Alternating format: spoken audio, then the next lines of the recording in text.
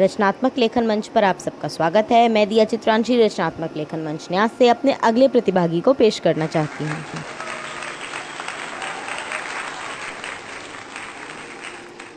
महान हिंदी साहित्यकार एवं बहुमुखी प्रतिभा के धनी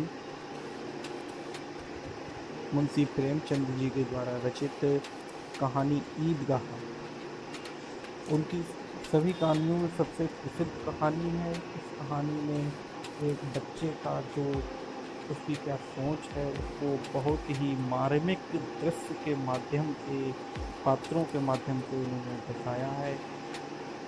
उन्होंने एक हामिद नाम के बच्चे के माध्यम से अपने शब्दों में बताया कि समाज की परिस्थितियाँ, गरीबी, निर्धनता आदि कि क्या स्तर होता है, उसको व्यक्ति कैसे सामना करता है, क्या बताता है, उसका थोड़ा सा अंश जो मैं आपको प्रस्तुत करूँगा। उसको इस प्रकार है कि हामिद एक छोटा बच्चा है जिसकी माँ अमीना गांव में दर्जी का काम करती है, सिलाई करती है, काफ़ी निर्धन परिवार से संबंध रखता है।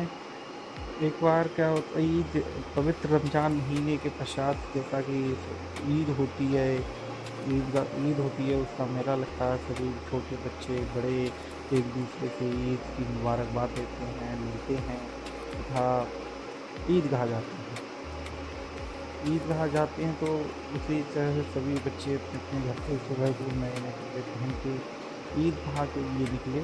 उनके साथ हामिद को भी जाना था। अमीना ने हामिद को कुछ पैसे दिए और उसको जाने के लिए कह दिया।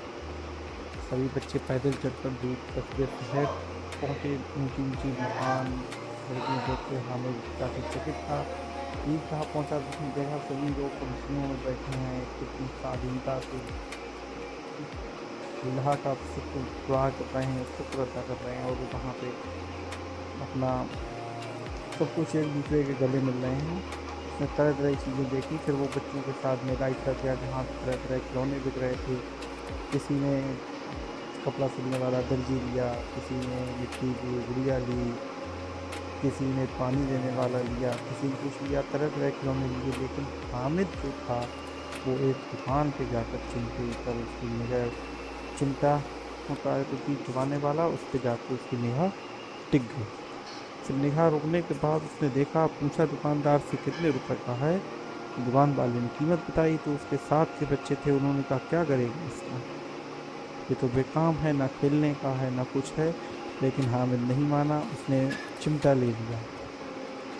चिमटा लेके वो जब पश्चात घर आया तो जब उसकी माँ ने देखा कि सभी बच्चे खिलौने लेके आए हैं, कोई खाने की चीज़ें लेके आया है, कोई खेलने के लिए लेके आया है, लेकिन हामिद जो था वो अपनी माँ के लिए चिमटा लेके आया। तो उसकी माँ ने पूछा क्यों, तो उसने कहा जब आप रोटी सेंकती हैं तो आपके हाथ जल जाते हैं, अब इससे पकड़ के रोटियां सेंकने पकाने पर आपके हाथ नहीं जलेंगे। अर्थात इस तो उसकी अम्मी जो थी उसके आंखों में आंसू आ गए और फिर उसने उसको गले लगा लिया। ये थी इससे शिक्षा। कहानी का सार ये है कि परिस्थिति के अनुसार बच्चे या कोई भी हो वो ढल जाता है और उसको परिस्थिति का सामना करने की प्रेरणा भी मिलती है।